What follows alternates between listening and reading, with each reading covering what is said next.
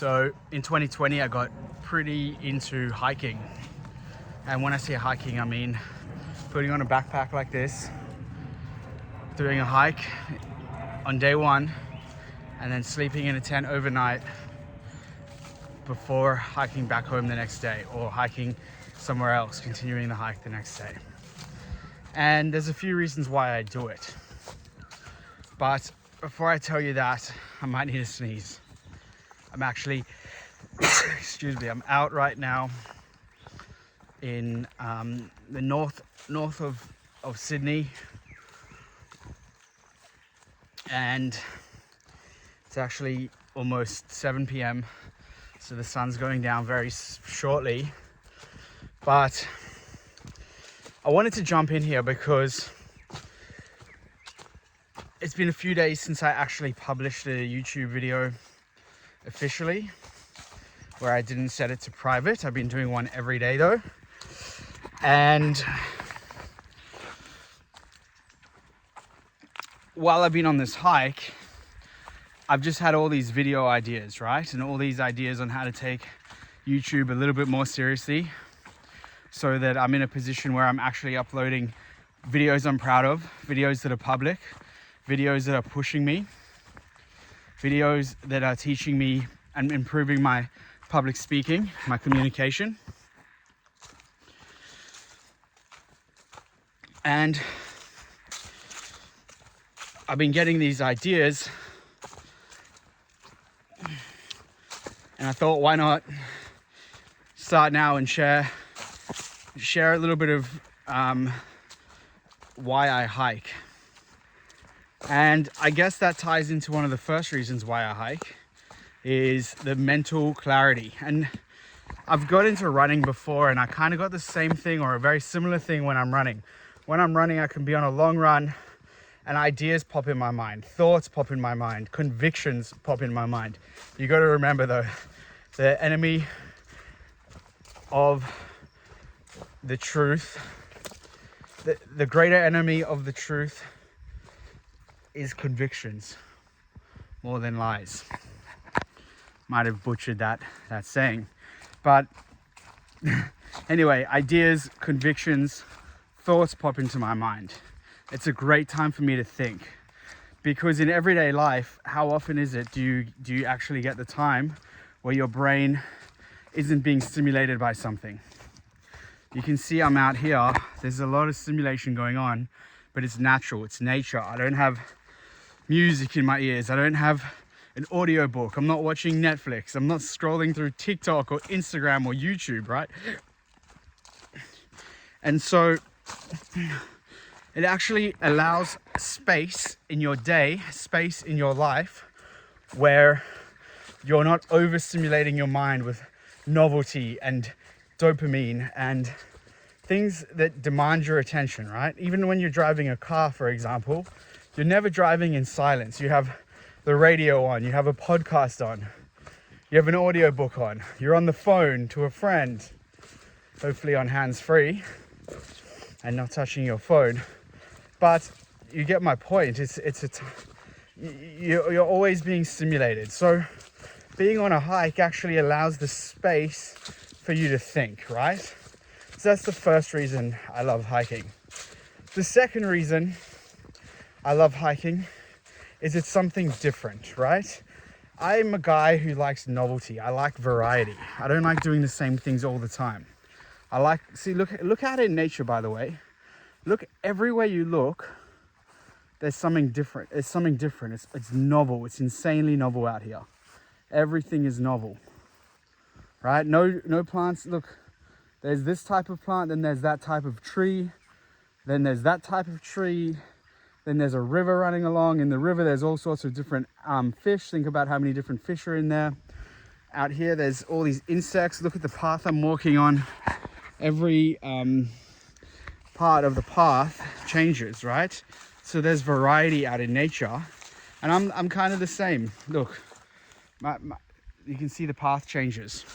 Something I've learned from my current boss, which he learned from his mentor Joel Salatin, was nature laughs last, and he tries to mimic nature as much as possible. So in his life, for example, he likes to have 50% guys and 50% girls, roughly.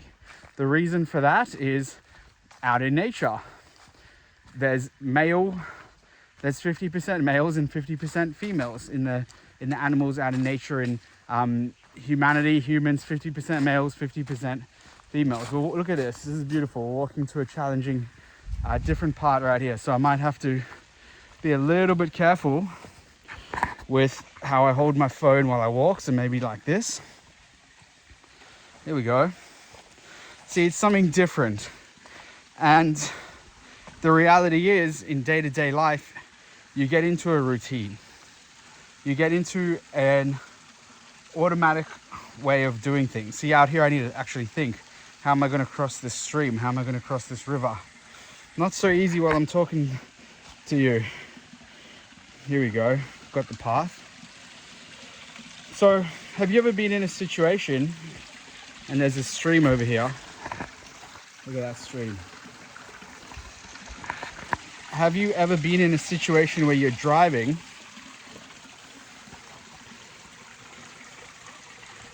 to work and you follow the same route every day? You follow the same route. It's kind of ingrained in the way you drive. You know the route really well. And then have you ever been in a situation where it's the weekend and you're driving somewhere else, but you take the same route part of the way, and then you're meant to turn off to go to wherever you're going? But have you ever had it where you started taking the route and then before you know it, you're like, shit, I missed the turnoff. I'm driving to work right now.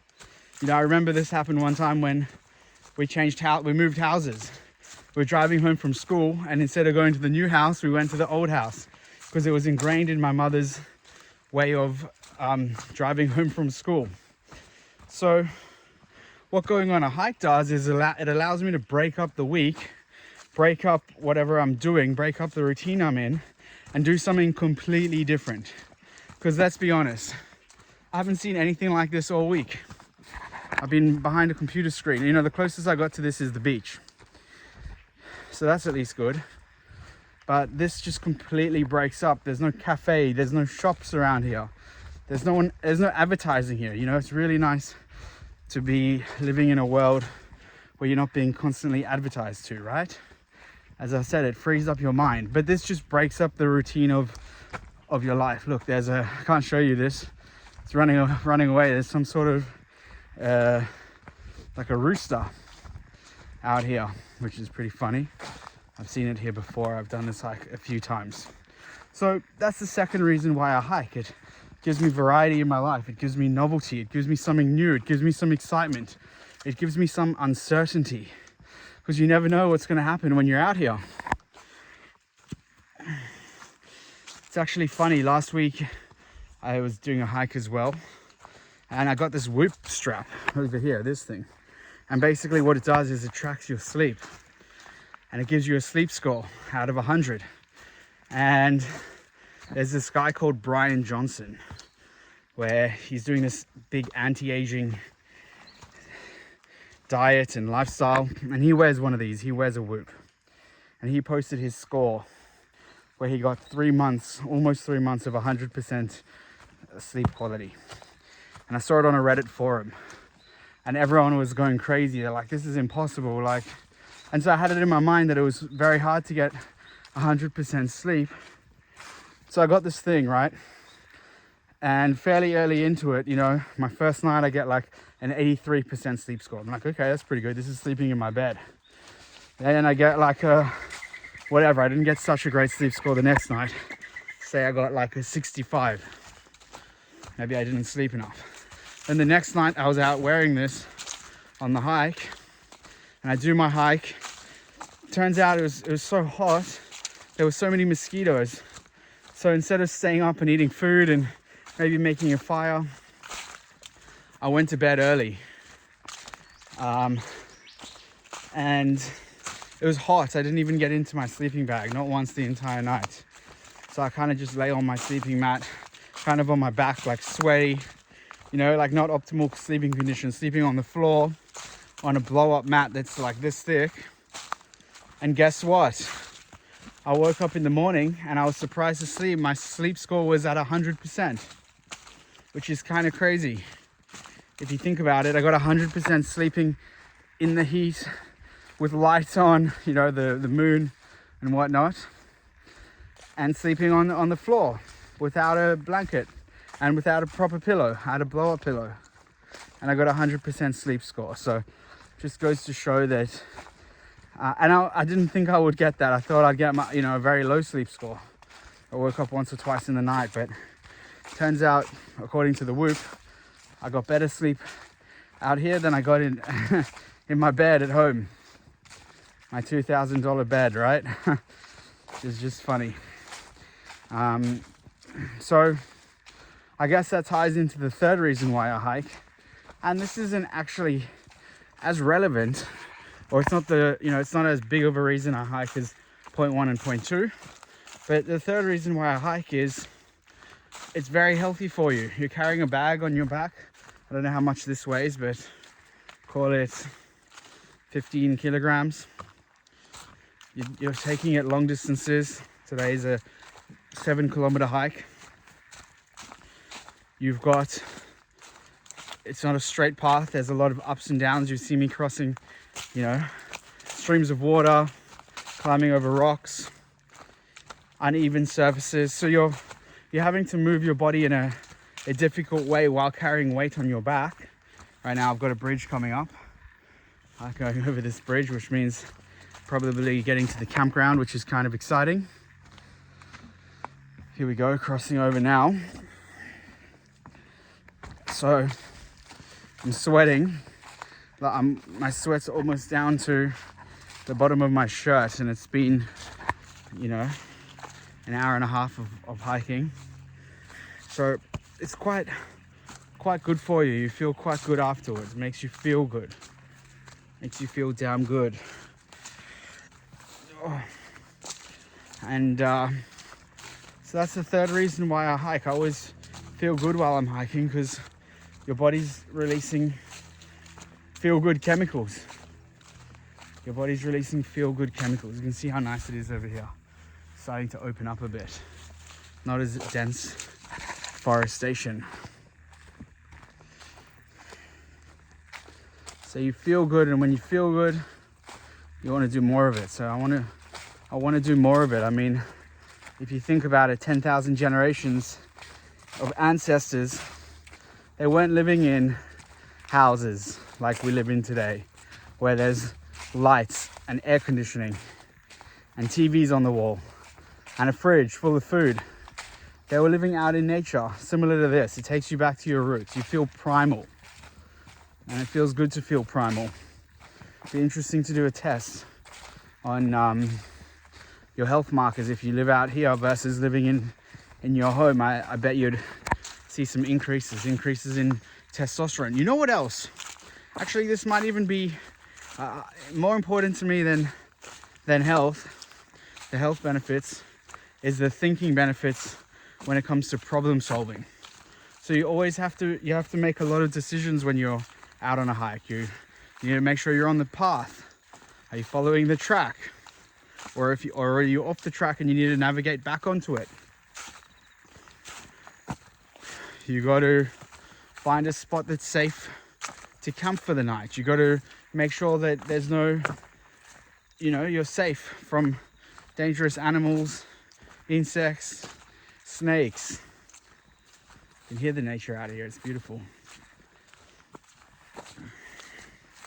So it actually builds a lot of common sense. You got to think about things.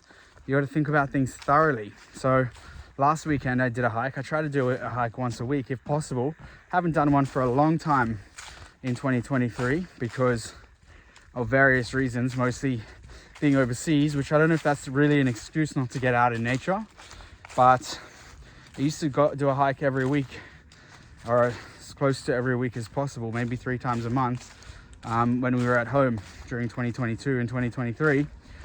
And then I've been trying to get back into it while I've been back in Australia. So whenever I get the opportunity, I always prioritize it. It's not always easy to get people out with you though. Haven't been trying too hard, but You know, it's something people want to do, but then when it comes down to it, they don't really. So anyway, we'll see. I've got a hike planned for next week with a friend or two. See if that happens. Either way, all good. Happy to be out here by myself, you know. But it develops common sense. So yeah, what I was saying is last week I was on a hike and I'm just looking around. Last week, so I got to go up these stairs now. Last week I was on a hike and I had basically woke up the next morning. I had about 1.2, 1.3 liters of water left. I drank the 300 mils and there was a water source where I could have filled up my water. And I looked at my water bottle, I got 1 liter left. I got 7 kilometers till I'm in my car. So I decided I'm gonna save the weight, right? I'm not gonna fill up my water bottle, which would have weighed an extra 1.5 kilograms. And I'll just take the current water bottle I have, which is 1 liter, and that'll be enough. Well, it turns out it wasn't. Now, luckily, it was only 7 kilometers, and I had water at my car, and I never ran into any issues. But it could have been bad. So it makes you think ahead. You know, have I got enough water? Have I packed the right clothes? You got to be prepared. You got to be organized. You can't really make mistakes. It's a conscientiousness kind of activity. So conscientiousness breaks down into 4 subfacets. Perfectionism, which means not making mistakes. You definitely don't want to be making mistakes out here. You make a mistake, it could be deadly. You don't bring the right equipment. You end up getting lost. You fall, whatever it is. Perfectionism, you got to make sure that you're not making mistakes. Number 2 trait of conscientiousness is diligence. Diligence is hard work. So you're definitely working hard out here. I mean, I'm sweating, as I said, down to the bottom of my shirt by the end of the day. So it's hard work, and it's not easy walking. Look, I'm going over these rocks right now, up a hill with weight on my back. So it creates perfectionism, it creates diligence, prudence, good decision making. So I gave you the example of the water that last week. It forces good prudence, forces good decision making.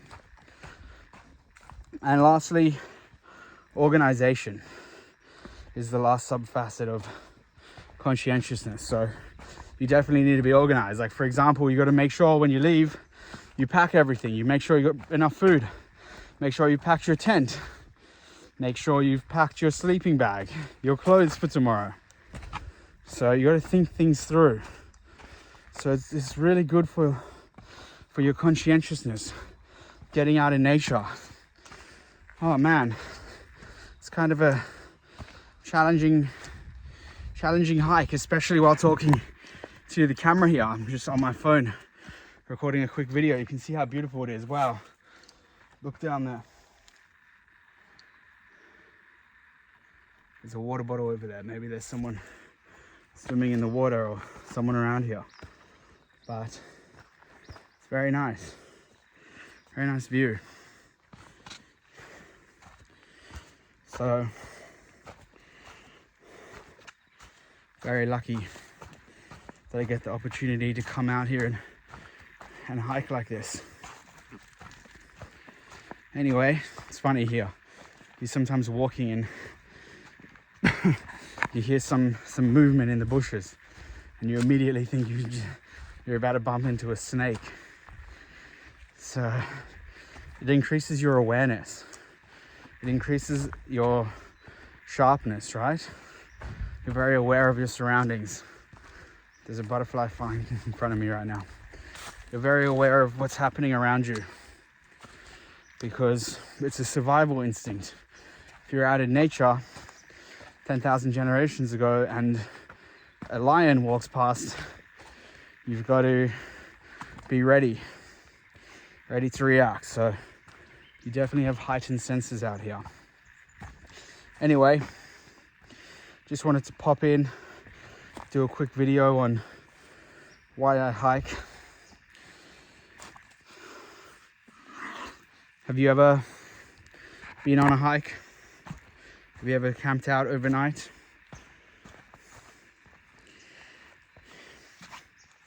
Let me know in the comments down below. When was the last time you slept under the stars? And if you haven't, why not? And when are you gonna? I challenge you to get out there and do that. So if you've enjoyed this video, this kind of impromptu, on the fly, pick up a phone, start recording, hit that like button. And of course, if you want to see if I make it out the other side, hit subscribe and you'll see if a video gets posted tomorrow. All right, that's all for today. I'll see you next time. Goodbye.